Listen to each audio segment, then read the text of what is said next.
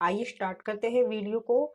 आज का हमारा पहला क्वेश्चन है, शेरशाह का मकबरा कहाँ स्थित है।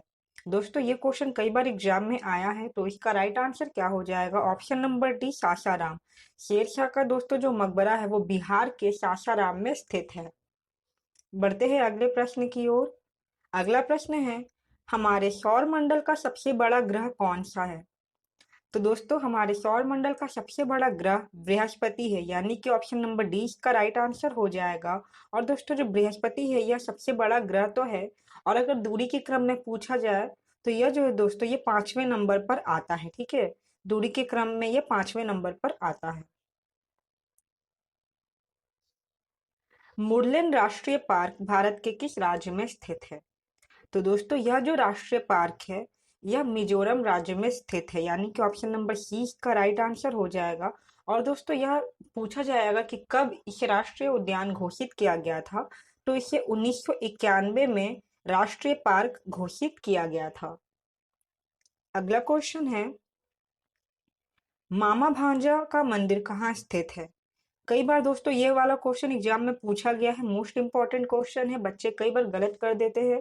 तो आप लोग इसका राइट आंसर याद रखिएगा। इसका राइट आंसर हो जाएगा ऑप्शन नंबर ए, बारसूर। जो मामा भांजा का मंदिर है दोस्तों वो छत्तीसगढ़ के दंतेवाड़ा जिले के बारसूर गांव में स्थित है। और दोस्तों इस मंदिर की खास बात यह है कि यह जो मंदिर है इसका निर्माण शिल्पकारों ने एक ही दिन में किया था। ठीक है, ये पूरा का पूरा मंदिर जो है यह एक दिन में ही बना है। भारत की कौन सी नदी ज्वार नदमुख बनाती है? तो दोस्तों इसका राइट आंसर हो जाएगा ऑप्शन नंबर सी, ताप्ती नदी। दोस्तों नर्मदा और तापी नदी जो है वो ज्वार नदमुख बनाती है, तो अगर यहाँ ऑप्शन में नर्मदा होता तो वो भी हमारा राइट आंसर हो जाता। ठीक है, याद रखिएगा। अगला क्वेश्चन है, मेघदूतम की रचना किसने की है? तो दोस्तों यह जो है कालिदास की प्रसिद्ध रचना है, आप सभी को पता होना चाहिए, यानी कि ऑप्शन नंबर ए हमारे इस प्रश्न का राइट आंसर हो जाएगा।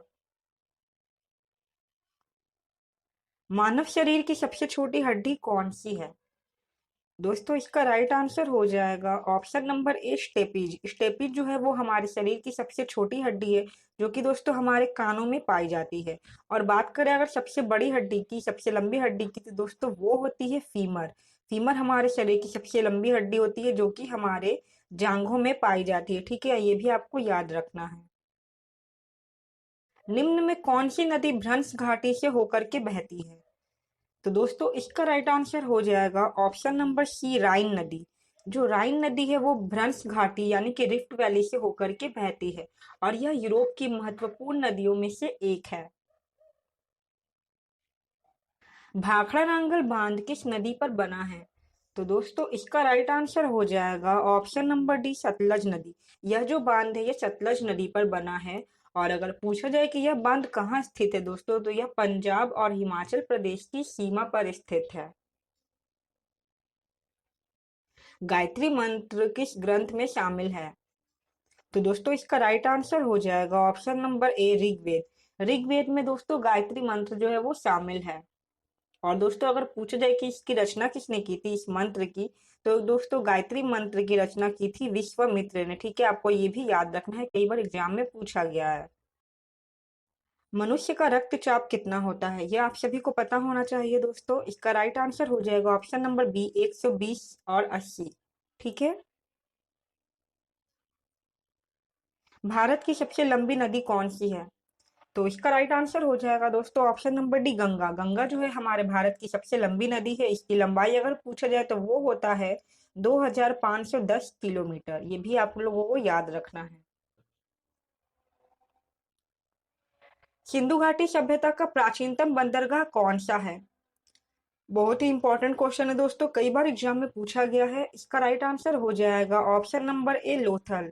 लोथल जो है वो सिंधु घाटी सभ्यता का बंदरगाह है। और अगर पूछा जाए कि वर्तमान में लोथल कहाँ स्थित है, तो यह दोस्तों गुजरात राज्य में स्थित है। ठीक है,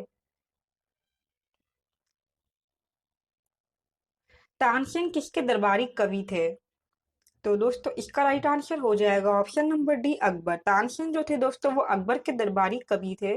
और अगर इनका तानसेन का अगर मूल नाम पूछा जाए दोस्तों, तो इनका मूल नाम था रामतनु पांडे। जो तानसेन है यह नाम इन्हें अकबर ने दिया था। ठीक है, कांग्रेस द्वारा पूर्ण स्वाधीनता का प्रस्ताव कब पारित किया गया था?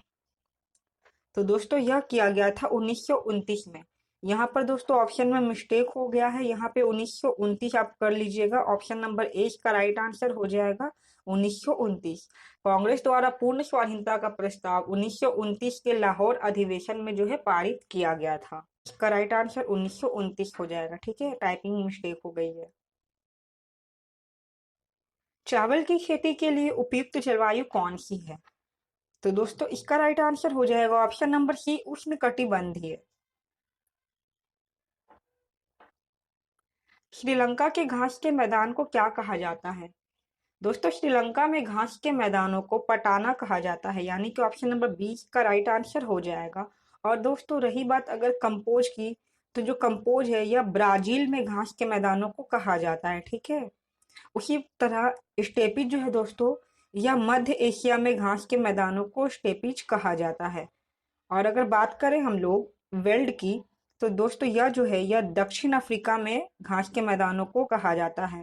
तो ये जो सभी नाम है दोस्तों आपको याद रखने हैं, इनमें से ही कोई आपके एग्जाम में पूछा जा सकता है।